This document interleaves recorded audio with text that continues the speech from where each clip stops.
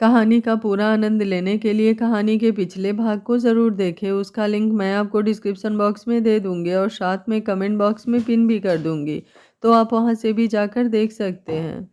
कुमुद अपनी आंखें बंद किए ही बोली, अब ठीक हूँ दी। पता नहीं आंखों के आगे कुछ धुंधला धुंधला आ रहा था, कुछ शादी की रस्मों जैसी। ये सुनते ही शशांक के साथ सुनील जी, सुभद्रा जी, कुसुम और अनुज हैरान हो जाते हैं। कुसुम बात संभालते हुए बोली, इसमें सोचने वाली क्या बात है, कल ही तो तूने मेरी शादी देखी है।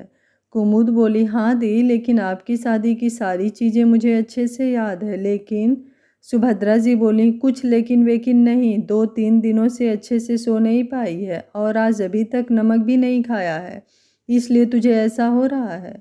सुभद्रा जी सभी औरतों को जल्दी से रस्म करने को कहती हैं। रस्म होने के बाद कुसुम खाना लेकर आती है, जिसमें दूल्हा दुल्हन पहला निवाला एक दूसरे को खिलाते हैं। उसके साथ ही लड़कियों का हंसी मजाक शुरू हो चुका था। शशांक दरवाजा छेकाई के बदले सभी लड़कियों को 25,000 नोटों की गड्डी दे देता है, जिसे सारी लड़कियां आपस में बांट लेती हैं। लड़कियों ने शशांक का जुदा भी छुपा दिया था, जिसके बदले 25,000 और लेती हैं। कुमुद की बड़ी मम्मी बोली, अब चलो सबको ही आराम कर लो, सुबह विदाई की तैयारी भी करनी है। सभी लड़कियां धीरे धीरे कमरे से बाहर आ जाती हैं। सुभद्रा जी सभी लड़कियों को अपने कमरे के बगल वाले कमरे में आराम करने को कहती हैं और कुसुम को अनुज को अपने कमरे में लेकर जाने को कह सभी औरतों के साथ वो भी अपने कमरे में आ जाती हैं। राजीव और वरुण कल की तरह ही गेस्ट रूम में आ गए थे। सुनील जी सूर्य नारायण ठाकुर और वीर नारायण ठाकुर को अनिल जी के घर वाले गेस्ट रूम में आराम करने को कहते हैं। सभी के जाने के बाद शशांक कुमुद को सुलाते हुए बाहों में भर लेता है। वो हल्के हल्के हाथों से उसका सर दबाते हुए बोला, आपने क्या देखा था जान? कुमुद उसके सीने से लगते हुए बोली, पता नहीं, फेरे होते वक्त धुंधली सी छवि आई थी कि किसी का फेरा हो रहा है। मैंने सर झटकते हुए ज़्यादा ध्यान नहीं दिया, लेकिन जब आप मेरी मांग में सिंदूर डाल रहे थे तब अचानक से ऐसा लगा जैसे ये पहले भी हो चुका है। मैंने आंखें बंद कर उस तस्वीर को स्पष्ट देखने की कोशिश की, लेकिन सर में दर्द शुरू हो गया, कुछ साफ साफ नज़र नहीं आ रहा था। शशांक उसके सर पर चूमते हुए बोला, डॉक्टर ने मना किया है ना, सर पर ज़्यादा जोर नहीं देने को, टाँके खुल गए हैं लेकिन अभी अंदर का घाव सूखने में टाइम लगेगा ना, फिर क्यों इतना दबाव डाल रही हैं? कुमुद बोली, मैंने सच में जानबूझकर कुछ भी नहीं सोचा, पता नहीं ऐसे ख्याल मुझे कैसे आ गए।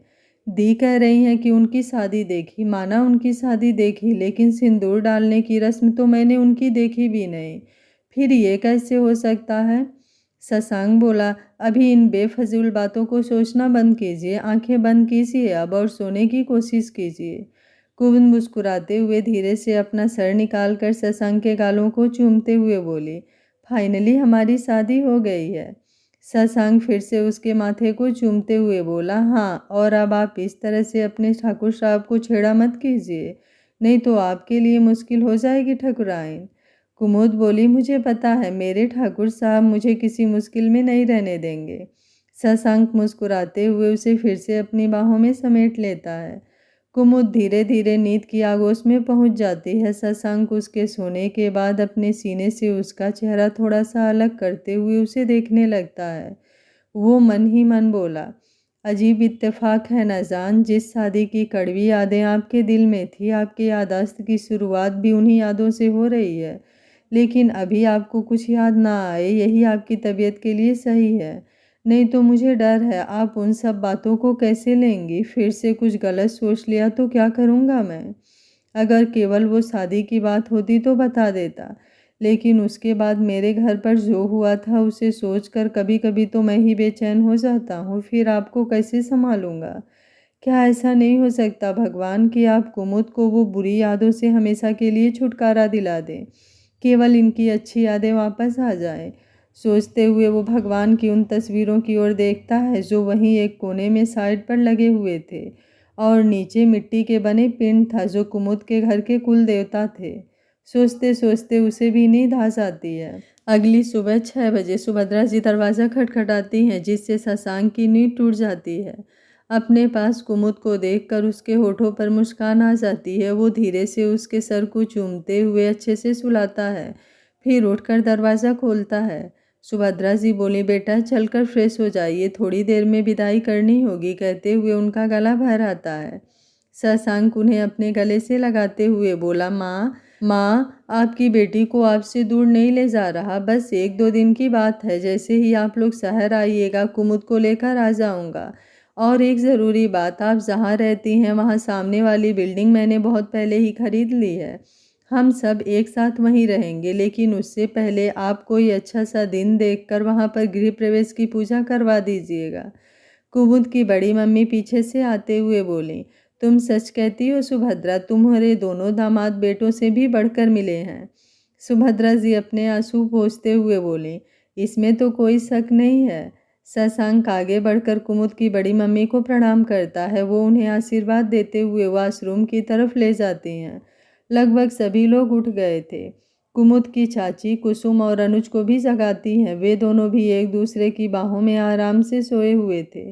कुसुम थकी हुई थी। अनुज भी पिछली रात से अच्छे से सो नहीं पाया था, इसलिए अनुज ने ज़्यादा परेशान नहीं किया और दोनों जल्दी ही सो गए।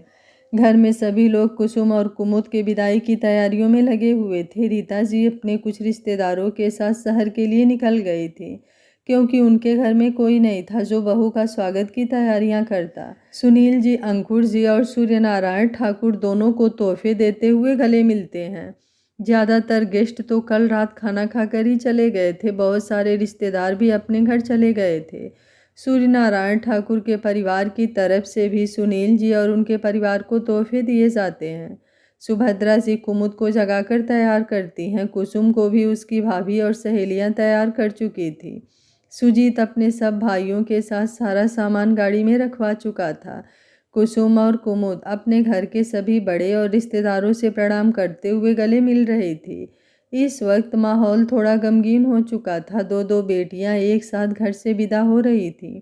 सुभद्रा जी चाहे लाख अपने दिल को समझाने की कोशिश करें, लेकिन आंखों से आंसू रुक ही नहीं रहे थे। लेकिन दिल में संतुष्टि थी कि उनके दोनों दामाद उनकी दोनों बेटियों को पूरे मान सम्मान और प्यार के साथ रखेंगे। कुमुद और कुसुम सुभद्रा जी के गले लगते हुए रो पड़ती हैं। सुनील जी बाहर खड़े खुद का कलेजा मजबूत कर रहे थे। अनिल जी और प्रवीण जी उनके कंधे पर हाथ रखे उन्हें हिम्मत दे रहे थे। सूर्यनारायण ठाकुर अपने हाथ जोड़ते हुए बोले, सुनील जी, बीते कल में जो भी हुआ उन सभी चीज़ों के लिए मैं दिल से आपसे माफ़ी मांगता हूँ, लेकिन विश्वास कीजिए अब आपकी बेटी को वहाँ कोई तकलीफ़ नहीं होगी। सुनील जी उनका हाथ पकड़ते हुए बोले, जो बीत चुका है उसे याद करने से कोई फ़ायदा नहीं। बस मैं इतना ही चाहता हूँ कि अगर कभी कुमुद चंचलता बस कुछ गलती कर दे तो उसे प्यार से समझाने की कोशिश कीजिएगा, वो जल्दी समझ जाएगी।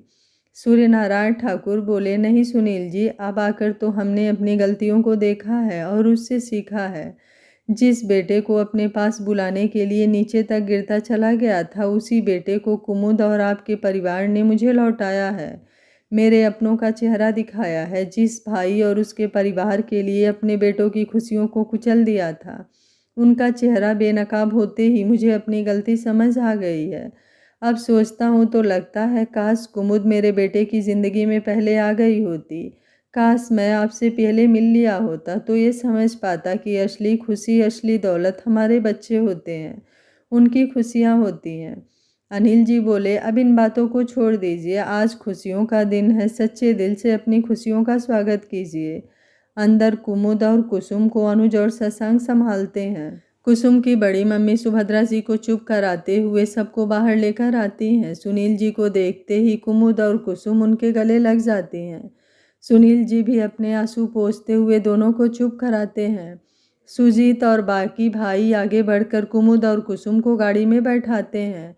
अनुज, शशांक सभी को प्रणाम करते हुए अपनी अपनी गाड़ी में बैठ जाते हैं। अंकुर जी बोले, सुनील जी अब आज्ञा दीजिए, आज रात को रिसेप्शन है, आप सभी लोग ज़रूर आइएगा। सुनील जी, अनिल जी और प्रवीण जी अपने हाथ जोड़ते हुए अंकुर जी को विदा करते हैं। कुसुम और अनुज की विदाई होने के बाद सूर्यनारायण ठाकुर भी विदा लेते हैं। गाड़ी आगे बढ़ते शशांक कुमुद को अपनी बाहों में समेट लेता है। उसकी गाड़ी में वरुण, राजीव और स्वाति भी थे। राजीव आगे बैठा हुआ था, स्वाति कुमुद के पास थी। वरुण गाड़ी ड्राइविंग कर रहा था। कुमुद के गांव से शशांक का गांव की दूरी 15 मिनट की ही थी। कुछ ही देर में वे लोग हवेली पहुंच चुके थे। सुलोचना जी, दादी और कुछ औरतें बहू के गृह प्रवेश की सारी तैयारियां कर चुके थे। सुलोचना जी अपने हाथों से आरती की थाल सजाती हैं। सुलोचना जी आरती की थाली लिए खड़ी होती हैं। कुमुद के चेहरे पर घूंघट डाल दिया गया था, जिससे उसे कुछ भी नहीं दिख रहा था और उसे उलझन सी हो रही थी।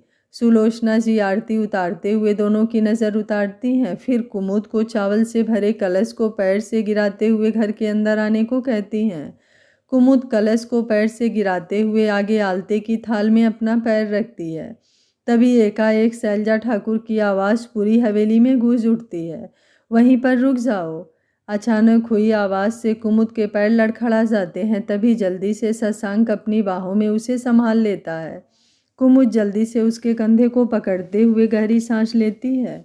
एक तो इतना भारी लहंगा और उस पर घूंघट। अब अचानक से शैलजा ठाकुर का चिल्लाना सुन वो थोड़ी घबरा गई थी। शशांक उसके सर पर से थोड़ा सा घूंघट हटाते हुए बोला, ठीक है आप? कुमुद अपनी पलकें झपका देती है। शशांक उसे अपने सीने से लगाते हुए गुस्से भरी नज़रों से शैलजा ठाकुर को देखता है, जिसके होठों पर कुटिल मुस्कान छाई हुई थी। सुलोचना ठाकुर बोली, ये कैसी हरकत है शैलजा? शैलजा ठाकुर बोली, वही हरकत जिसका मुझे बेसब्री से इंतज़ार था। दादी बोली, लगता है सदमे से पागल हो गई है जो बहकी बहकी बातें कर रही हो। वरुण, अपनी माँ को लेकर कमरे में जा। मैं आज अपनी बहू के गृह प्रवेश में कोई भी तमाशा नहीं करना चाहती।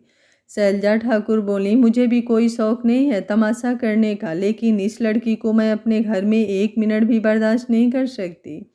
सुलोचना ठाकुर बोली, अगर बर्दाश्त नहीं कर सकती तो यहाँ तुम्हें रोका किसने है? तुम यहाँ से जा सकती हो।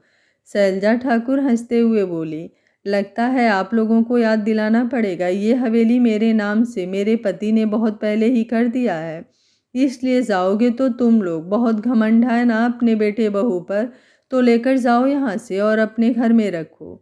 कुमुद को कुछ समझ नहीं आ रहा था, लेकिन अचानक से फिर उसे धुंधला सा कुछ दिखाई देने लगा। वो अपनी आंखें बंद कर फिर से दोबारा खोली और चारों तरफ देखने लगी। जाने क्यों ये पूरी हवेली उसे देखी हुई प्रतीत होने लगी। उसकी नज़रें चारों ओर घूमते हुए सुलोचना जी की आरती के थाल पर टिक गई। एकाएक उसे लगा कि किसी ने उस आरती के थाल को जोर से हाथ से मार दिया और वो जल्दी से चीखते हुए फिर से शशांक के गर्दन में मुंह छुपा ली। शशांक कुमुद को देखते हुए जल्दी से अपनी गोद में उठा लिया और आगे बढ़ने लगा। तभी शैलजा ठाकुर उसके सामने आते हुए बोली, तुमने सुना नहीं मैंने क्या कहा? ये हवेली मेरी है, तो सब के सब निकलो यहाँ से। बहुत प्यार का दम भरते हो ना? अब देखती हूँ अपनी बीबी को कहाँ रखते हो, क्या खिलाते हो। शशांक के गुस्से की अब हद हो गई थी। वो तो उसकी बाहों में कुमुद थी, जिससे वो खुद को किसी तरह कंट्रोल किए था। वो वरुण को एक नज़र देखता है। वरुण जल्दी से आकर शैलजा ठाकुर का हाथ पकड़ शशांक के आगे से खींच लेता है। शैलजा ठाकुर चिल्लाते हुए बोली, छोड़ो मुझे, तुम भी इन लोगों के जैसे हो गए हो। लेकिन मैं अपने बेटे का मौत नहीं भूली हूँ। इन सभी को खून के आंसू ना रुलाए तो मेरा नाम भी शैलजा ठाकुर नहीं। शशांक बिना कुछ कहे सीढ़ियों की तरफ बढ़ गया था। वरुण शैलजा ठाकुर को चुप कराने की कोशिश कर रहा था, लेकिन वो अनाप शनाप बकती जा रही थी। शशांक कुमुद को लेकर अपने कमरे में आता है। उसे बेड पर लिटाते हुए बोला, जान, थोड़ी देर आप आराम कीजिए। कुमुद बोली, ठाकुर साहब, मेरे सर में बहुत तेज दर्द हो रहा है, मुझे फिर से कुछ दिखा। ये हवेली मेरी देखी हुई लग रही थी और वो आरती का थाल किसी ने बहुत गुस्से से उसे गिरा दिया। ये क्या हो रहा है मेरे साथ? मुझे कुछ समझ नहीं आ रहा। और वो औरत कौन है? वो क्यों इस तरह से बात कर रही हैं? शशांक धीरे से झुककर उसके होठों को लॉक कर देता है।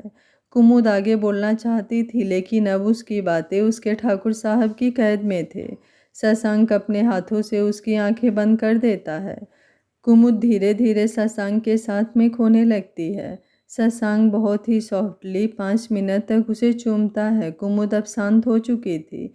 शशांक उसके सर पर हाथ फेरते हुए बोला, थोड़ी देर आराम कीजिए, मैं बस अभी आया।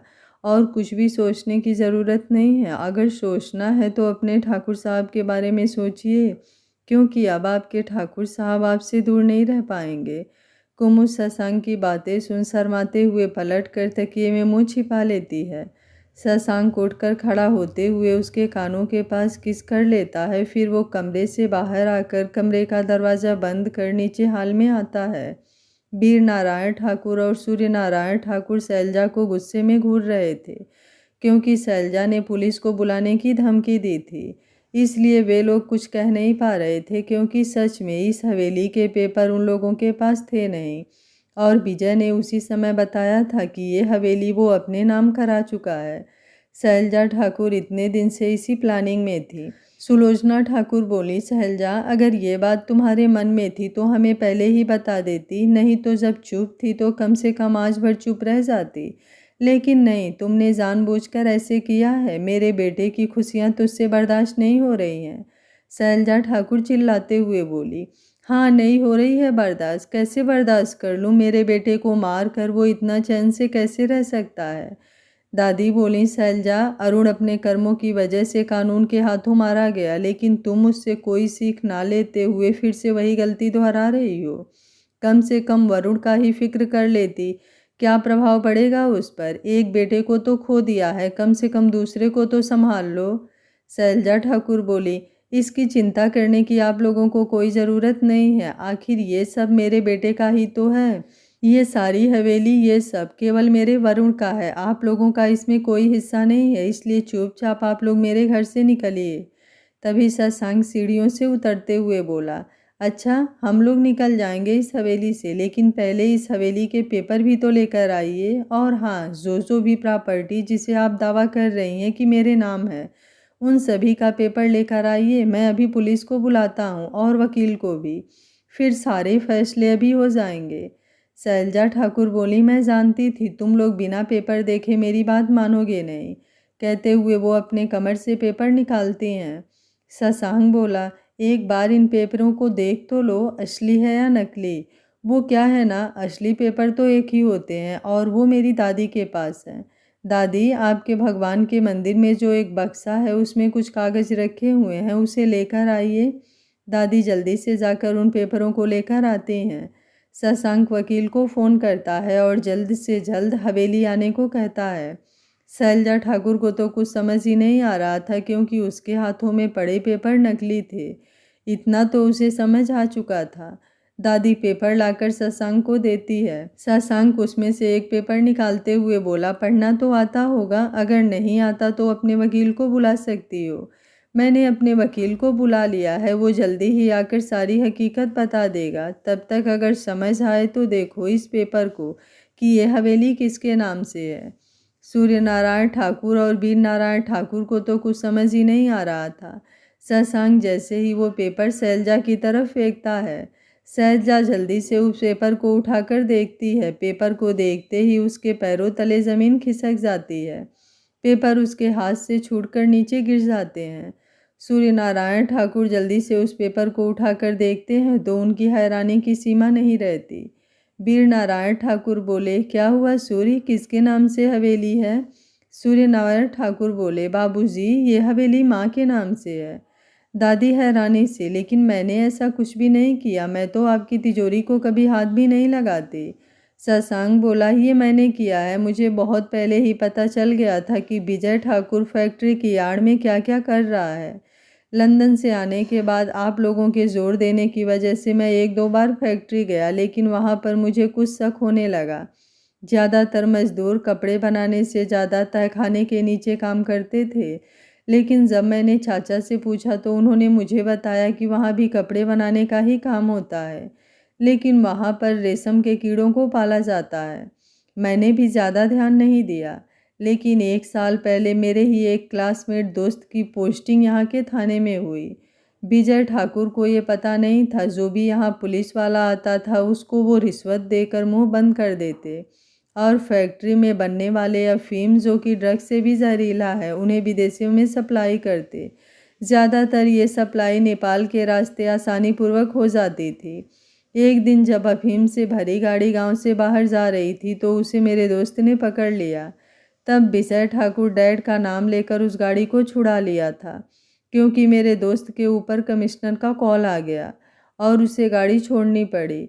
कोई एफआईआर दर्ज भी नहीं हुई, लेकिन मेरा दोस्त मुझे जानता था, उसे विश्वास था कि ज़रूर मुझे इस बारे में कुछ पता नहीं, और उसने मुझे फ़ोन किया और मिलने के लिए बुलाया। तब मुझे सारी बातें पता चली। उसके बाद मैंने खुद से फैक्ट्री जाकर सारी छानबीन की, लेकिन विजय ठाकुर ने वहाँ पर भी चालाकी की थी।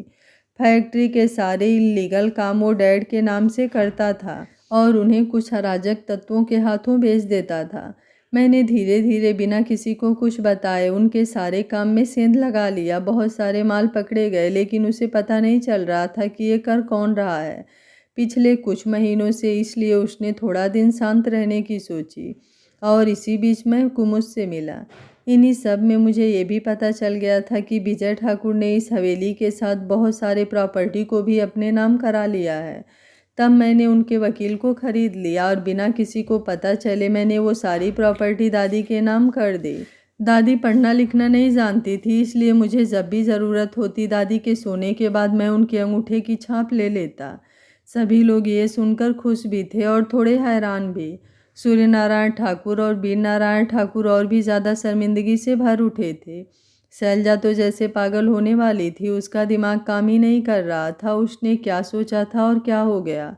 शशांक शैलजा ठाकुर को देखते हुए बोला, मन तो कर रहा है कि जो कुछ देर पहले आपने किया उसके बदले आपको यहाँ से घसीटते हुए निकाल कर बाहर फेंक दूँ, लेकिन इन सब में वरुण की कोई गलती नहीं। अगर आपके साथ कुछ भी किया तो तकलीफ वरुण को भी होगी। बाप तो पागल खाने पहुँच चुका है, अगर माँ को भी कुछ हो गया तो वो बुरी तरह टूट जाएगा।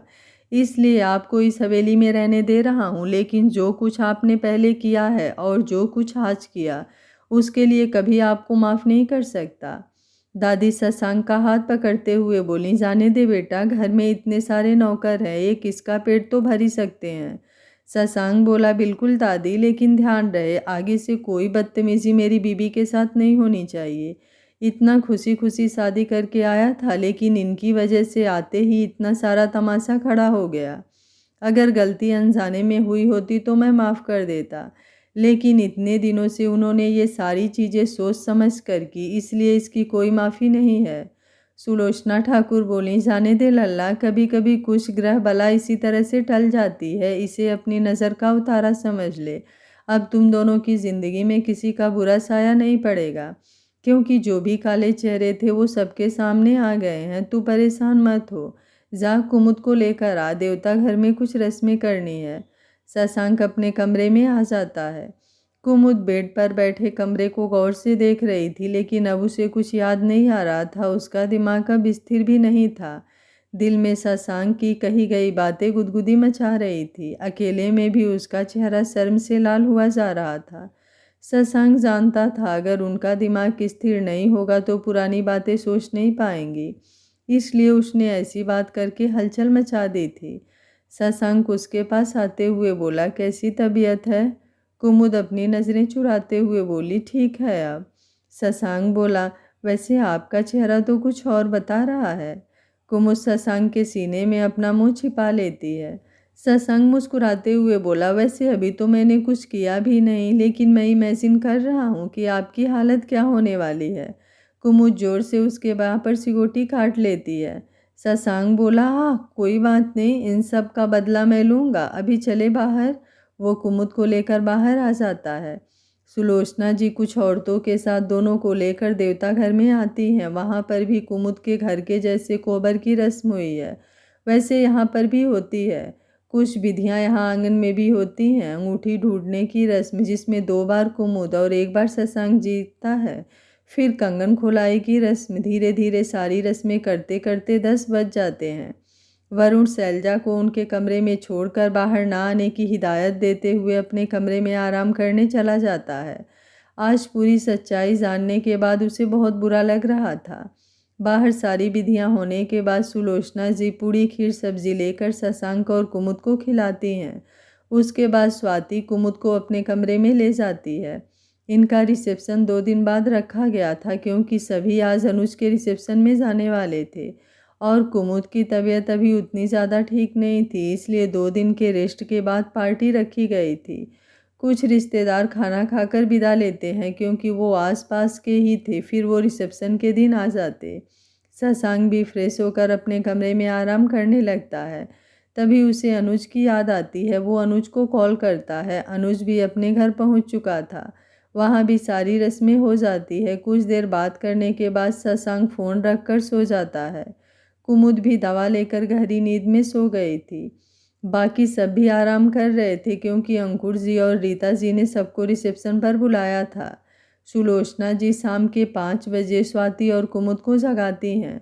सुलोचना जी बोली, हमें अनुज के यहाँ जाना है, सब तैयार हो जाइए। कुमुद बोली, मेरे कपड़ों का बैग कहाँ है? सुलोचना जी बोली, वो तो तुम्हारे कमरे में ही होगा। स्वाति, भाभी को लेकर कमरे में जाओ।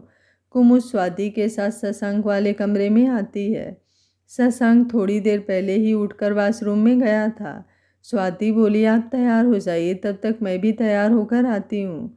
स्वाति के जाने के बाद कुमुद अपने सूटकेस से कपड़े निकालने लगती है। तभी शशांक वॉशरूम में बाहर आता है। कुमुद को सूटकेस खोलते देख बोला, क्या ढूंढ रही हैं? कुमुद बोली, वो दी जीजू के यहाँ जाना है ना, तो पहनने के लिए कपड़े। शशांक उसका हाथ पकड़कर खड़ा करते हुए अलमारी के पास लेकर आता है और अलमीरा खोलकर एक बेहद ही खूबसूरत पिंक कलर की साड़ी जिस पर रेड फ्लावर बने हुए थे और रेड ब्लाउज निकाल कर देते हुए बोला, आज ये पहन लीजिए। कुमुद बोली, ये साड़ी है, मुझे पहननी नहीं आती, इसलिए मैंने वहाँ दी के रिसेप्शन के लिए लहंगा लिया था। शशांक उसे अपनी बाहों में भरते हुए बोला, तो आपका ये पति कब काम आएगा? आप जाकर फ्रेश होकर आइए, मैं पहना दूंगा। कुमुद अपनी आंखें बड़ी बड़ी करते हुए बोली, आपको साड़ी पहनाने आती है? शशांक मुस्कुराते हुए बोला, पहले आप फ्रेश होकर आइए तो सही। कुमुद जल्दी से वॉशरूम में चली जाती है। शशांक मुस्कुराते हुए बाथरूम के दरवाजे को देखते हुए एक नज़र अलमारी में देखता है जहां उसने कुमुद के लिए हर तरह के कपड़े मुंबई से और लंदन से मंगवाए थे। सभी उसकी अपनी कंपनी ने ही डिज़ाइन किए थे। उसे पता था कुमुद को साड़ी पहननी नहीं आती, इसलिए जब साड़ी मंगवाई तो मोबाइल पर 2-4 वीडियो देखकर साड़ी की प्लेट बनाने की कोशिश की थी। वो फिर से बेड पर बैठकर एक साड़ी पहनाने की वीडियो देखने लगा। कुमुद जल्दी से नहाकर फ्रेश हुई। उसने पेटीकोट और ब्लाउज पहन लिया। साड़ी बाहर ही थी। वो ऊपर से तौलिया ओढ़कर वॉशरूम का दरवाज़ा खोला। उसे बाहर आने में थोड़ी झिझक महसूस हो रही थी। शशांक आहट महसूस करते ही मोबाइल से नज़र हटाकर कुमुद की तरफ देखा। कुमुद इस वक्त बेहद खूबसूरत लग रही थी। बालों से टपकता पानी उसे बेहद हसीन बना रहा था। कुमुद वॉशरूम के दरवाजे के पास ही दीवार से सटकर खड़ी हो गई। उसके कदम आगे बढ़ ही नहीं रहे थे। शशांक मोबाइल अपनी पॉकेट में रखता हुआ कुमुद के पास आया। कुमुद की झुकी हुई नज़र गालों पर आई शर्म की लाली शशांक को दीवाना बना रही थी। शशांक कुमुद के कमर में हाथ डाले अपने करीब करते हुए दूसरे हाथों की उंगलियों से उसके चेहरे पर आई बालों की लटों को बेहद ही नरमी से हटाने लगा। कुमुद की आंखें शशांक के स्पर्श से बंद हो गईं। शशांक की उंगलियां धीरे धीरे उसके चेहरे पर फिसल रही थीं। कुमुद की धड़कन का शोर बढ़ने लगा था। शशांक का दिल भी बेकाबू हो गया था। वो धीरे से कुमुद के होठों को लॉक कर दिया। कुमुद और शशांक एक दूसरे में खोए हुए थे। कुमुद उसके सीने से लगी गहरी गहरी सांसें लेने लगी। शशांक उसकी पीठ सहलाते हुए उसे शांत करने की कोशिश कर रहा था। वो धीरे से कुमुद का ओढ़ा हुआ तौलिया हटाकर एक तरफ रख दिया। फिर कुमुद को लेकर बेड के पास आते हुए साड़ी उठाई और धीरे धीरे उसे पहनाने लगा। कमर और पेट पर शशांक की उंगलियां जैसे ही कुमुद को महसूस होती है, उसके पूरे शरीर में अजीब सी सिहरन भर आती है। शशांक होश में आते हुए उसे अपने सीने से लगा लिया। शशांक इस वक्त खुद को कंट्रोल करने की कोशिश कर रहा था। कुमुद की करीबी उसे भी मदहोश कर रही थी। थोड़ी देर बाद कुमुद को उठाकर बेड पर बैठा दिया। फिर ग्लास में पानी भरकर उसे पीने के लिए दिया। कुमुद धीरे धीरे पानी पीने लगी।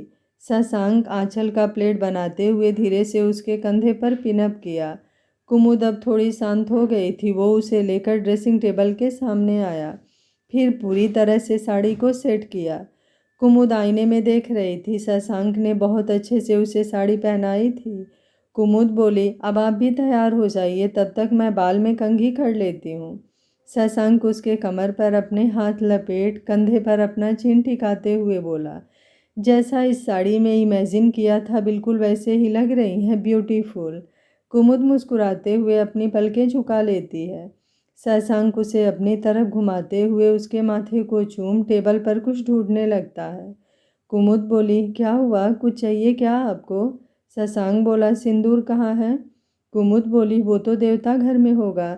शशांक बोला, वो तो बड़ा वाला सिंदूरदानी है, छोटी डिब्बी नहीं है आपके पास? कुमुद बोली, पता नहीं, सूटकेस में देखना होगा, अगर माँ ने रख दिया होगा तो होगा। कहते हुए वो सूटकेस खोलती है। उसमें एक तरफ से ढेर सारा श्रृंगार का सामान था। कुमुद उसमें से सिंदूर निकालती है। शशांक अपनी चिटकू में सिंदूर लेते हुए कुमुद की मांग भर देता है। कुमुद के होठों पर मुस्कुराहट आ जाती है। शशांक जल्दी से उसके गालों को चूमते हुए चेंजिंग रूम में चला जाता है। कुमुद बालों में कंघी करके कानों में झुमके पहनती है। हाथों में शादी वाला चूड़ा पहले से ही था, वो कमरबंद निकाल कर पहनने लगती है। तभी शशांक भी अपने कपड़े पहनकर बाहर आता है। कुमुद को कमरबंद पहनता देख वो कबर्ड खोलकर एक बॉक्स निकालता है और उसे लेकर कुमुद के करीब आते हुए कुमुद का हाथ पकड़कर वो कमरबंद हटा देता है। कुमुद बोली, ठाकुर साहब ये क्या कर रहे हैं? शशांक बॉक्स में से एक खूबसूरत सा कमरबंद निकालते हुए बोला, ये मैंने आपके लिए लिया था, हमारी शादी का तोहफा। कहते हुए वह अपना एक घुटना मोड़कर बैठते हुए उसकी कमर में वो कमरबंद पहना देता है। कुमुद आईने में देखते हुए, ये बहुत खूबसूरत है। शशांक धीरे से उसकी कमर को चूम लेता है। कुमुद उसके कंधे पर अपने हाथ रखते हुए, प्लीज़। शशांक खड़े होते हुए बोला, मैं खुद पर कंट्रोल करना चाहता हूँ जान, लेकिन पता नहीं क्यों अब नहीं हो रहा है।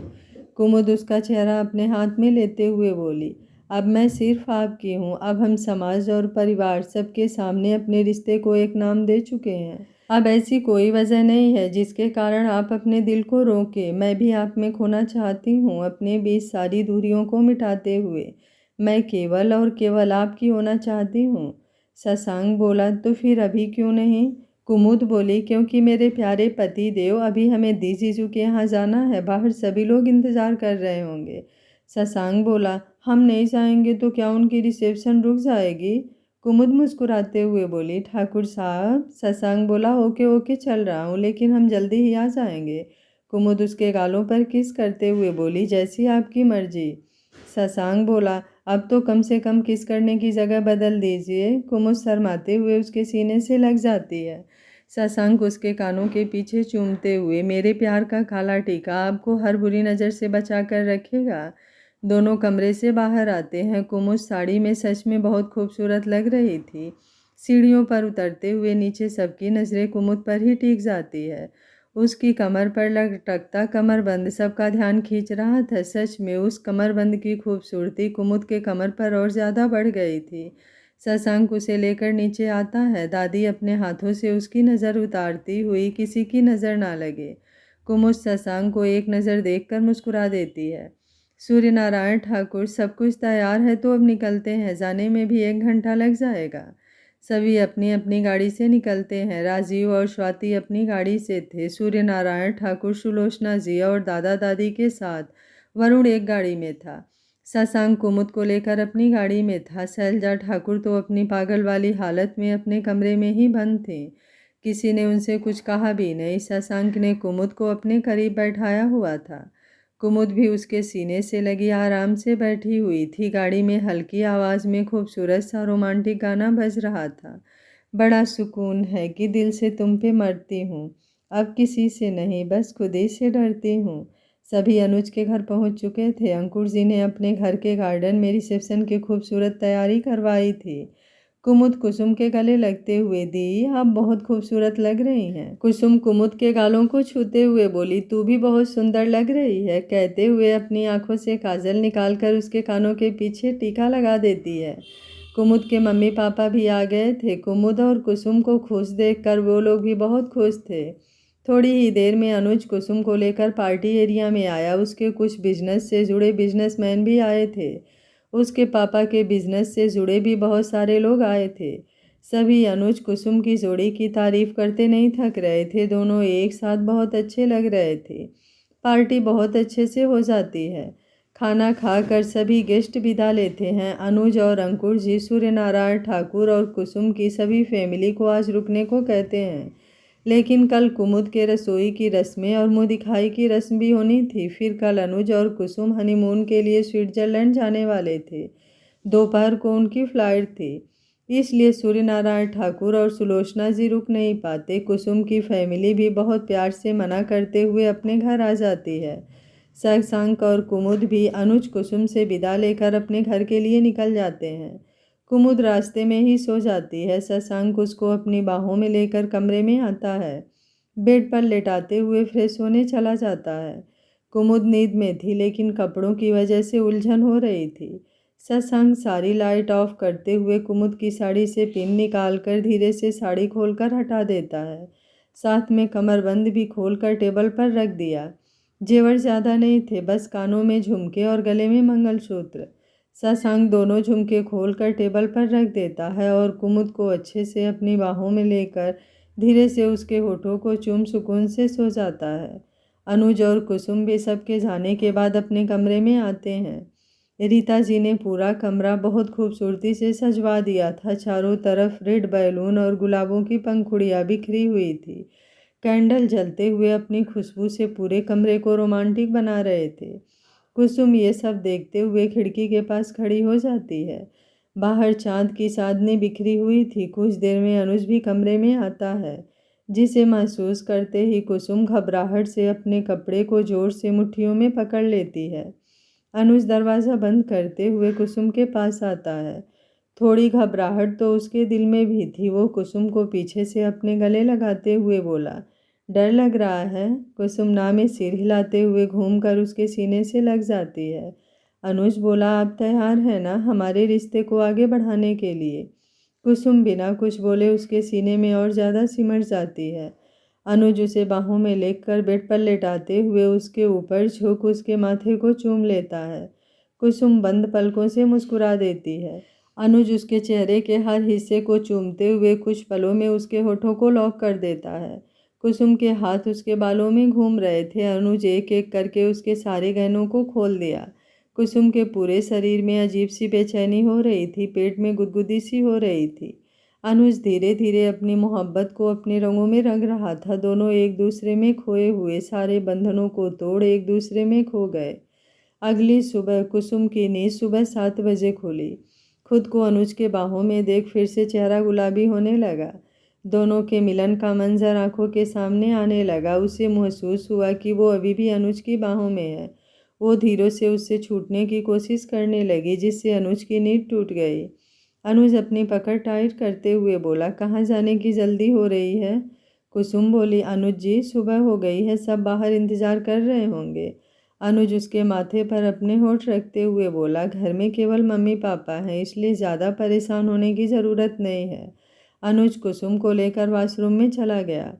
कुसुम की पूरी बॉडी में दर्द महसूस हो रहा था। वो उसे हल्का गुनगुना पानी में नहलाकर बाहर लेकर आया।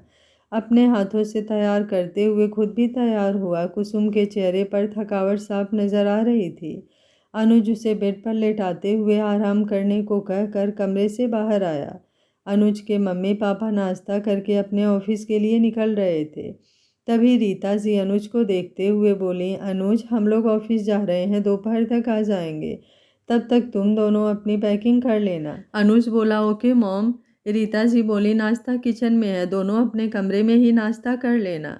दोनों के जाने के बाद अनुज किचन में जाकर नाश्ता लेकर अपने कमरे में आ जाता है। दोनों नाश्ता करने के बाद थोड़ा आराम करते हैं।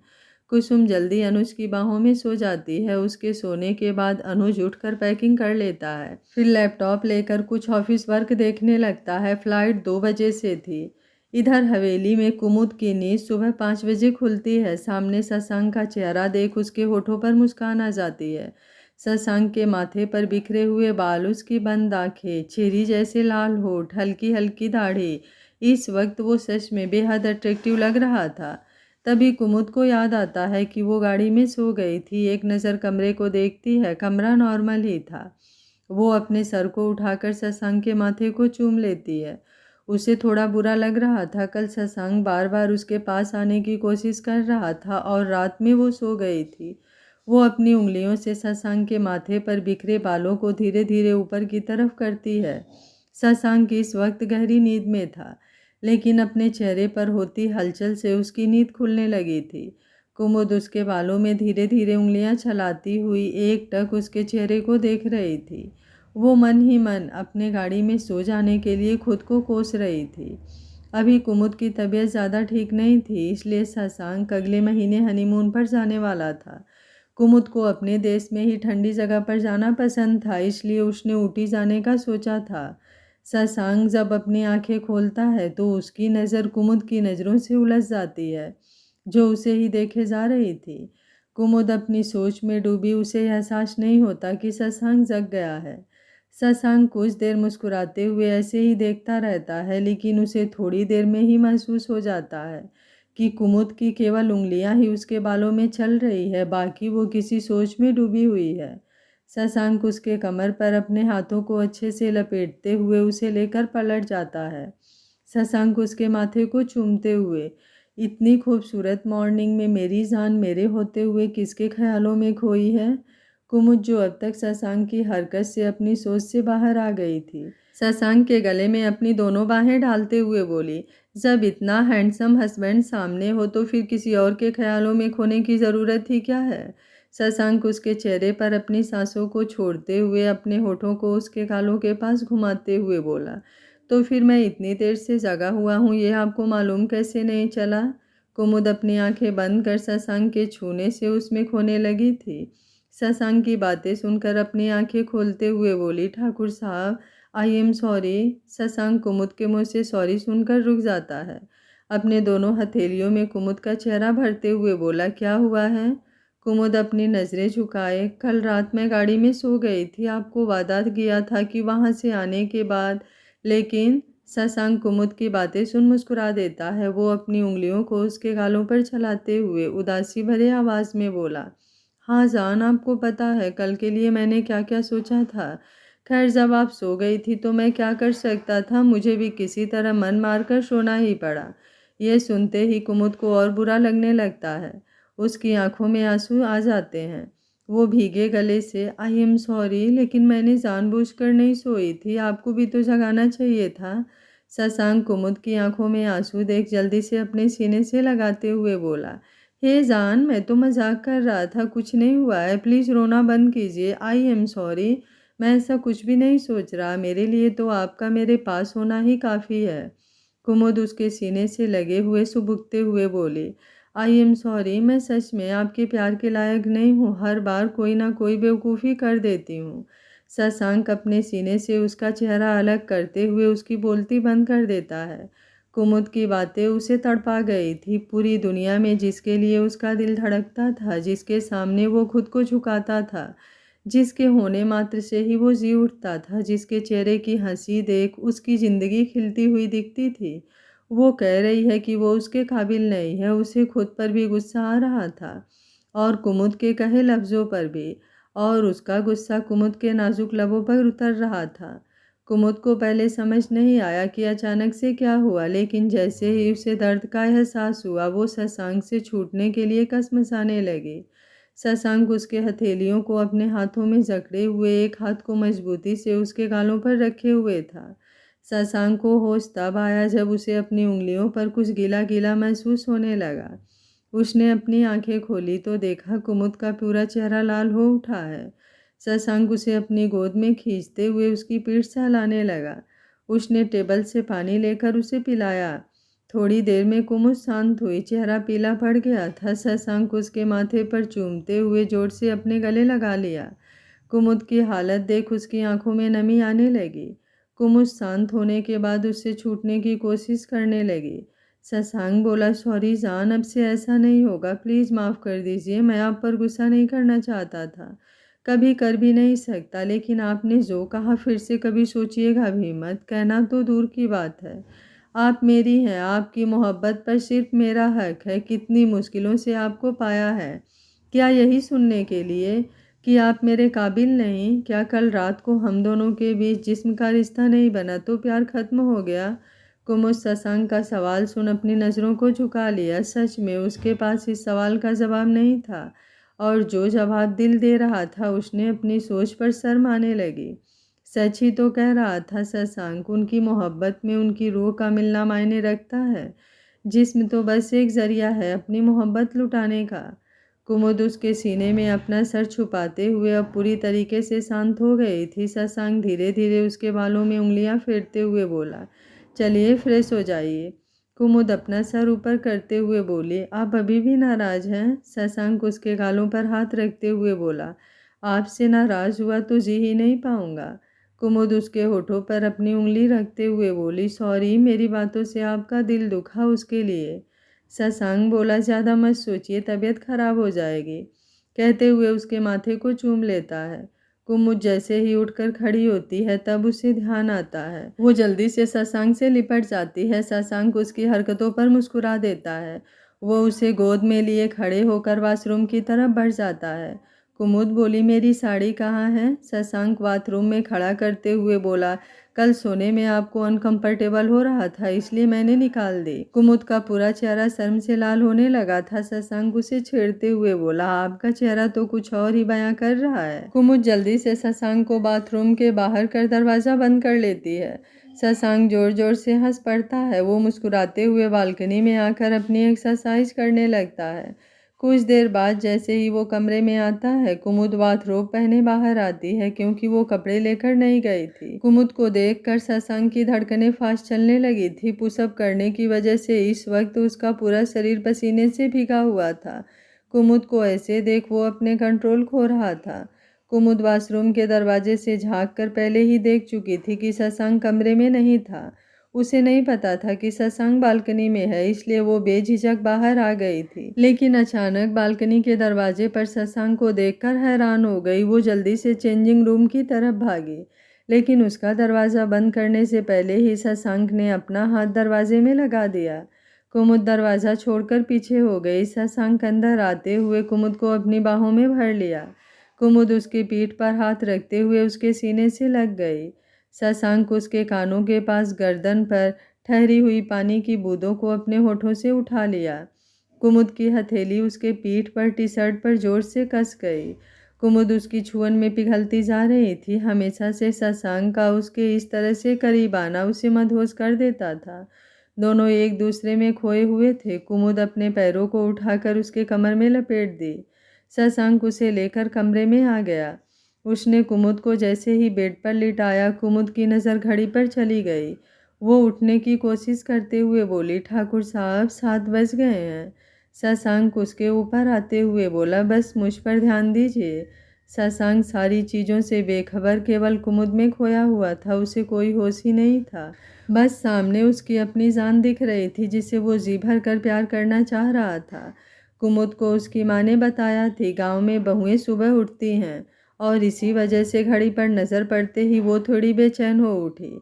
ना वो शशांक को मना करना चाहती थी और ना ही शादी के पहले दिन अपने ससुराल वालों की नज़रों में कोई सवाल देखना चाहती थी। दिल और दिमाग अजीब से कसमकस में थे। शशांक उसकी गर्दन पर किस करते हुए हल्का बाइट कर लेता है। कुमुद अपने दिमाग को झटकते हुए फिर से पूरी तरह शशांक के हवाले खुद को कर देती है। दोनों अपनी मोहब्बत की दुनिया में पूरी तरह गुम हो चुके थे। कुमुद पूरी तरह से अपने शशांक की हो चुकी थी।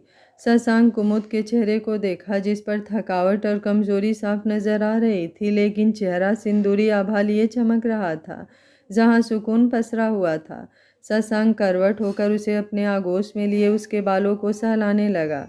कुमुद शशांक के सीने में सिमटी हुई गहरी नींद में थी। शशांक भी उसे अपनी आगोश में लिए कुछ ही देर में सो गया। दोनों एक दूसरे को पाकर आज बहुत ही खुश थे। दोनों पूरे सुकून के साथ सोए हुए थे। बाहर दरवाजे पर इस बीच इतनी बार दस्तक हो चुकी थी। शशांक का मोबाइल बज कर शांत हो गया था, लेकिन ये दोनों हर चीज़ से बेखबर एक दूसरे के पहलू में सोए हुए थे। बाहर सुलोचना जी रसोई की रस्म के लिए इंतज़ार करते रह गए। 2 बार स्वाति उनके दरवाजे पर दस्तक दे आई थी, लेकिन अंदर से जब कोई आवाज़ नहीं आई तो हार कर नीचे जाकर सबको बता दी कि कोई नहीं उठ रहा। दादी बोली, सुलोचना बहू, हो सकता है कि बहू की तबीयत ना ठीक हो, इसलिए रसोई की रस्म रात में या कल सुबह करवा लेना। दोनों को डिस्टर्ब मत करो। सुलोचना ठाकुर को थोड़ा बुरा लग रहा था। सुलोचना ठाकुर को गुस्सा भी बहुत आ रहा था। आगे क्या होगा इस कहानी में जानने के लिए देखते रहिए कहानी का अगला भाग। अगर आपको कहानी अच्छी लग रही है तो वीडियो को लाइक, शेयर एंड चैनल को सब्सक्राइब कर लीजिएगा। Thank you for watching. मिलते हैं कहानी के अगले भाग में।